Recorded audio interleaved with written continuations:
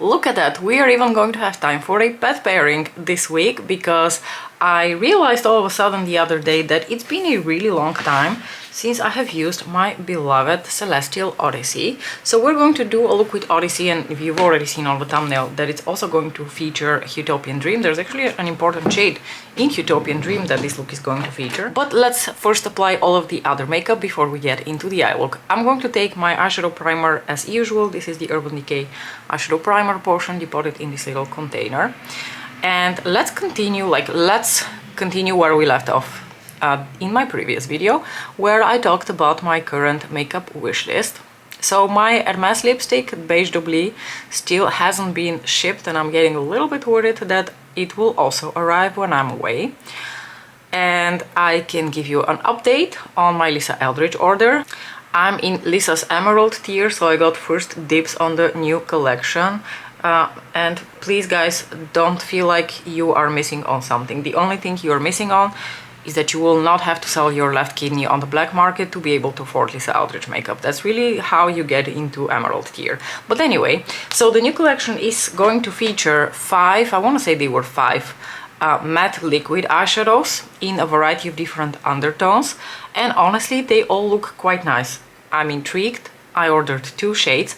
I ordered the shades Thalia and I want to say Gaia. One is a brown and one is more like a rosewood shade. I didn't really dare to order any of the really light shades because I just wasn't sure how I'm going to feel about the formula, whether I'm going to get a lot of use out of them. Maybe getting two was even an overkill, because if I don't end up using them, it's really stupid that I have to. But let me apply my foundation. I'm going to take the usual mix of Vanish Liquid in the shade Buff and MAC Face and Body in the shade NC25. I'm getting a little bit tired of this mix, if I'm being completely honest with you, but at the same time I'm so proud of myself for having used so much of both of these foundations over the past summer. So let me make my little mixy mix here. So I ordered these two shades because I have, you know, visions of how I'm going to use them as base colors and then apply also all sorts of different sparkles over top of them. Why, you know, buy matte liquid eyeshadows when you can just put a, you know, powder matte eyeshadow? I don't know. I'm hoping that they look really flattering and perfecting on the lid, because that's one of the promises. I don't know whether they're going to serve as actual eyeshadow primers. I know a lot of you will probably think of these as sort of like correcting, giving you a bit of a shade of like a eyeshadow primer. I'm not entirely sure about that. Personally, I would still use them over an eyeshadow primer because I have very oily lids. I just wouldn't dare to go without an eyeshadow primer. But I think if you don't have a very oily eyelid situation, you might, you know, be able to just use these as color correction slash eyeshadow bases, because her liquid eyeshadows have excellent longevity, and I'm sure there are people on the internet who use these without an eyeshadow primer and can report on how well they perform on that. I'm assuming the new ones will be just as long lasting. Lancome Tainted Oil Concealer in the shade 01 together with the Bear With Me concealer from NYX in the shade Vanilla for my concealer. There was another shade that I actually really wanted as well. I don't recall the name of the shade, but it was a cooler toned, like more taupey shade. I was hoping for like a nice brown taupe. Unfortunately, the shade that she has released leans a little bit more the Divine Rose one way, so there's a very strong like cool purple mauve undertone to the shade, and those are not the most flattering on me. So I will wait until she releases an actual cooler toned taupe shade, because I was actually secretly hoping that that would be one of the shades in this range. Unfortunately, it is not.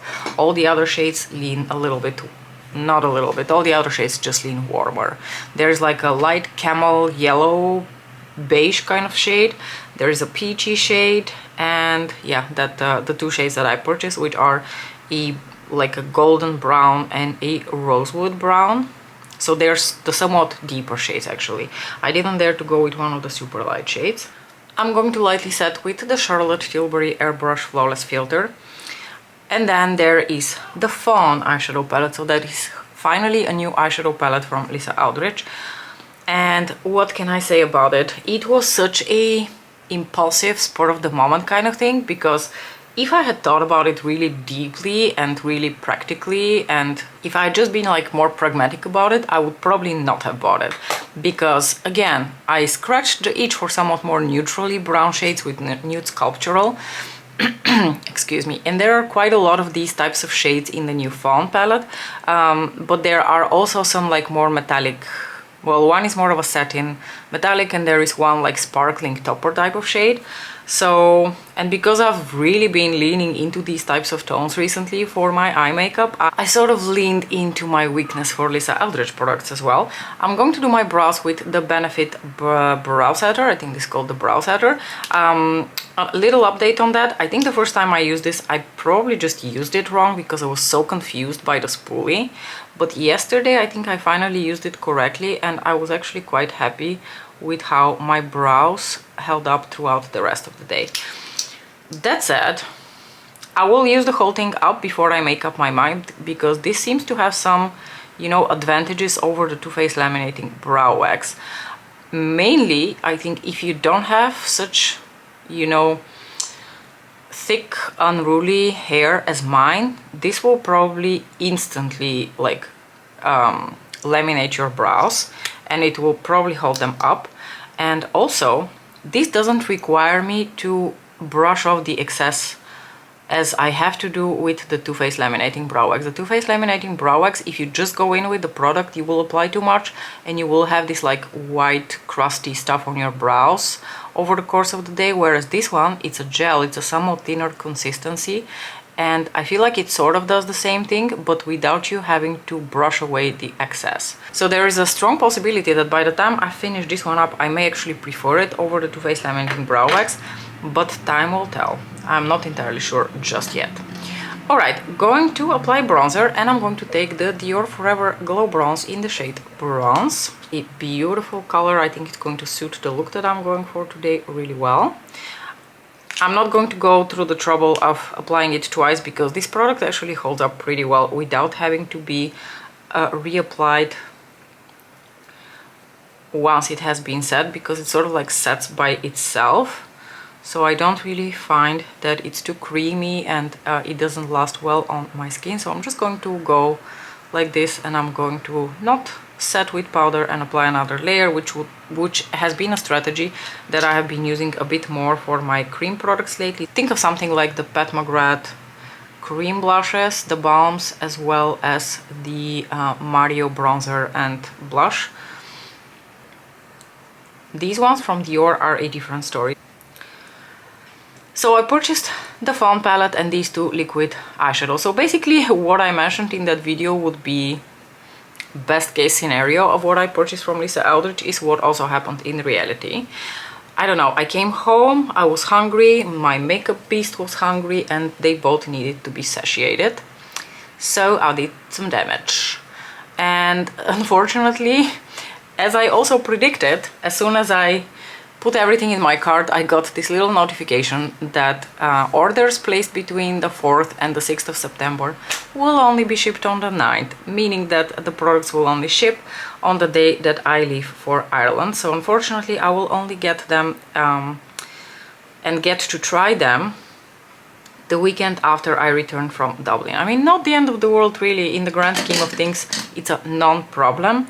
But I was secretly hoping that they would arrive by Saturday, because Lisa Eldridge has a distribution center in the Netherlands, so shit arrives really quickly. So I was secretly hoping that they will arrive before I go to Ireland so that I can test them there. For blush, I'm going to take an oldie but a goodie. This is one of the long discontinued Becca Luminous blushes. Are these luminous blushes? Yes, the luminous blushes. This is in the shade Tiger Lily. It is such a gorgeous mandarin, like orangey type shade. I really, really love this blush. I love the formula, the finish, just everything about it. The two blushes that I have from Becca are actually really excellent, and even though I've had them for such a long time, I refuse to part with them because I still love both shades that I have. The other shade that I have is Wild Honey, which was popularized by the infamous Jaclyn Hill. To highlight, I'm going to take the new Lancome bronzer in the shade Medium. I am pretty much prepped and ready to go to the Congress next week, poster has been made, sent out for printing. Hopefully it will look nice. I was so stressed about it last week. For some reason I got overly stressed about making this poster. I just realized midway through last week that even though I have the data and I've made figures for it before, I haven't made nice figures for it. And nice figures means you have to... I don't know what has become of like being a scientist, but these days we are required to not only be great at thinking about and executing experiments, but also being excellent graphic designers. You have to have like somewhat basic or even more advanced knowledge of programs like Photoshop and Illustrator, and I do not know these programs all that well. I have some like basic skills when it comes to both programs, and the thing is I only ever use them if I have to make fancy figures, like fancy figures for a manuscript or for, you know, a poster presentation or, you know, a PowerPoint presentation. But usually if I'm just giving like updates at the lab, like within our small group, I don't really bother with that. I just make really simple figures. In PowerPoint, because I'm a savage, I'm going to set everything with Fix Plus by Mag. And I use the programs every now and then, so I figure them out is an overstatement. Sort of like figure them out to the point where they're of use to me for the purposes that I need them, and then it all just vanishes from my brain. So every time I have to use them again, I have to once again remember how everything is done. So that means every freaking single time googling how to draw a line in Illustrator. Anyway, so that caused a significant amount of stress because I realized I had to make all of the figures to look pretty and still come up with a layout for my poster. But in the end it was all okay, it's gonna be fine. I'm pretty satisfied with how the poster looks like. Alrighty, I'm going to take the Celestial Odyssey palette, and the first two shades I'm going to dip into are going to be the lighter brown matte shade, and then I'm going to go into the deeper brown to do the usual, you know, crease and then outer corner and lash line work. When it comes to the makeup I'm taking with me, I have given it some thought, but I keep changing my mind on what I want to take, because honestly it will really depend on what kind of clothes I take with me. I've got some ideas about what I want to take with me in terms of clothes, but I'll have to see, depending on, you know, the color palette of my clothing, what kind of makeup I'm going to take with me. Some things are pretty standard, like for example for my base, definitely the Estee Lauder Double Wear foundation, because I know that foundation never fails me. A concealer, probably just going to take one shade, something that's a bit creamier and non-drying, so probably the First Aid Beauty one that's in the deeper shade to suit my skin now. I think for blush, bronzer, highlighter, I'm probably going to take one of my usuals, or the Pat McGrath Labs Nirvana in Bloom, but I actually think this time I'm just going to take my Nabla bronzer and my beautifying palette, the, what is it called again? This is the other palette that I really love traveling with. It's not very travel friendly in the sense that it is quite heavy. However, these powders are excellent quality. They go on impeccably, they last on the skin all day, they're just fabulous powders. And since I already traveled with Nirvana in Bloom for my summer holidays, I think I'm gonna switch it up and take my Charlotte Tilbury blush highlighter palette. And because that formula is baked gelée, I would like to match it, and I'm going to take the Nabla skin bronzing powder, which is in a similar formula. For lipsticks, I've already thought about it. I'm probably going to take Painterly with me and Kitten Mischief. And I'm probably going to take maybe Velvet Blush, because I think it is just such a fabulous, you know, neutral lipstick, but still, you know, a bit more present on the lips. And I am considering whether to take ribbon again. So last time when I went to this congress, I did take ribbon with me, but I had a red blazer to match ribbon, and I don't think I'm taking that blazer with me this time. So it will really depend on whether I have an outfit where ribbon would fit with. But ribbon is a fantastic lipstick to take for an occasion like this, because it is elegant, it lasts like nobody's business. Alrighty, I think we are good on the outer corner and lash line work, and we can now move to the metallic shade. For the metallic shade, I'm actually still going to stick to Celestial Odyssey, but before that I'm going to apply a tiny bit of the NYX glitter glue. And like I said, for the eyes, It will honestly hugely depend on what I want to do. I'm thinking about taking Nude Sculptural with me from Lancome and maybe a couple of my liquid eyeshadows, but I might also just take a couple of my singles like my Sisley, my Dior and my Chanel instead of that, again with some of my liquid eyeshadows because I think they are all quite travel friendly. But that's really the part that I have not made up my mind about at all, which eyeshadows I'm going to take with me. It will just depend on what clothes go into my suitcase. Alright, going back into this palette, and I'm going to take a little bit of this brown shade here. This is the shade... This is the shade Bronze Eclipse, which theoretically is also present in her Midnight Sun palette, but it's a completely different eyeshadow. Like, it's a completely different color. I don't know why she bothered calling it the same. Maybe she meant to make it the same, but it is honestly a completely different shade. Gosh, that is a gorgeous eye look just on its own, without even putting anything else over it. Beautiful. I am so excited and nervous for the holiday collection from Pat. This year her releases have been so uninspired that I'm almost afraid to hope for something good. But her holiday collections have always been good. That's why I'm holding out hope that Pat will be involved in the making of the holiday collection and that will actually be good. Okay, now we're going to go into Huetopian Dream, and I'm not entirely sure whether I need to use my fingers or the brush for this. So maybe I'm just going to go in with my fingers. I want to use the multi-chrome shade here. I don't recall the name of this shade. It is a beautiful shifter from like a pink to a lime green. Oh yeah, here you go. And because I'm wearing this green jumpsuit today and I want to do something different with this shade, because usually when I use this shade I use it together with my beloved Gigabyte because I want to bring the green tones more. But today I thought it would be really interesting to layer this shade over an actual brown to make it appear more like a brown-green duochrome. Ooh, that looks pretty.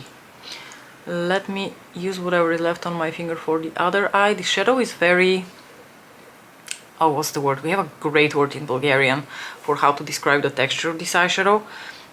It is very emollient and creamy. And because of that, it really like sticks to your skin quite a bit. That is gorgeous.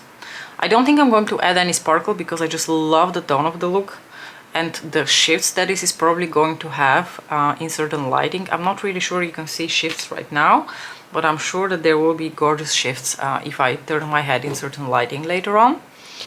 For inner corner highlight, I think I'm just going to take the one from Celestial Odyssey here, the champagne shade. Celestial Odyssey is such an epic palette.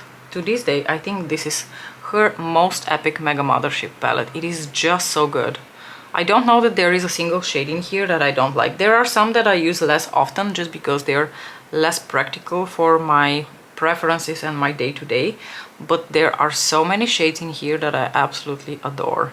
I'm going to keep it rather simple on the lower lash line, and I'm just going to go back into this shade.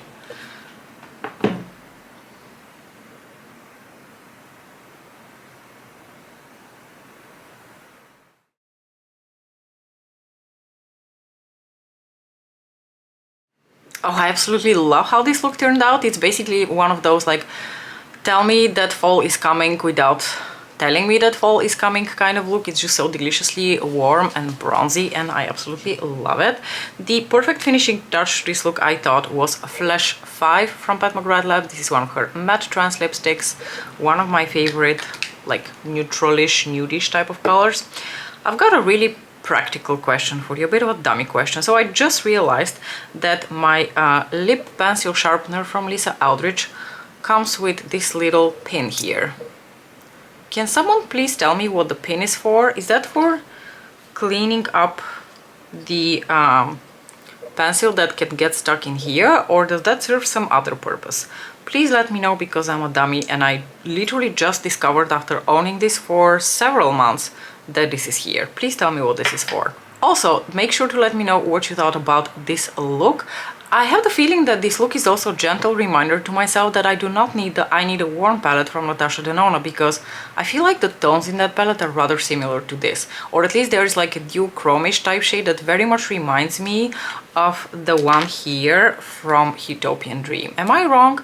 Can those of you who have the Natasha Denona I Need a Warm palette confirm or deny whether this shade here is similar to the multi-chrome that is in that new Natasha Denona palette? Anywho, I'm going to cut down the rambling now because I have to get going to work, but I'm so happy that we got to hang out again before I go away for a week. I will see you again very soon so that we can demo all the new goodies from Lisa Eldridge and from Hermes. As usual, thank you so much for watching, and I will see you in my next video. Bye!